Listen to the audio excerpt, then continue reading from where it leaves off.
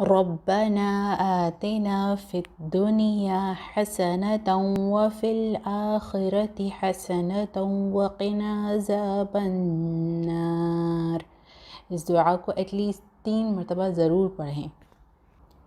Recite this dua at least for 3 times.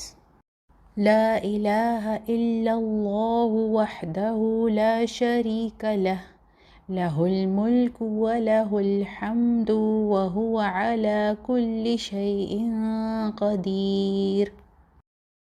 يا حي يا قيوم برحمتك أستغيث أصلح لي شأني كله ولا تكلني إلى نفسي طرفة عين۔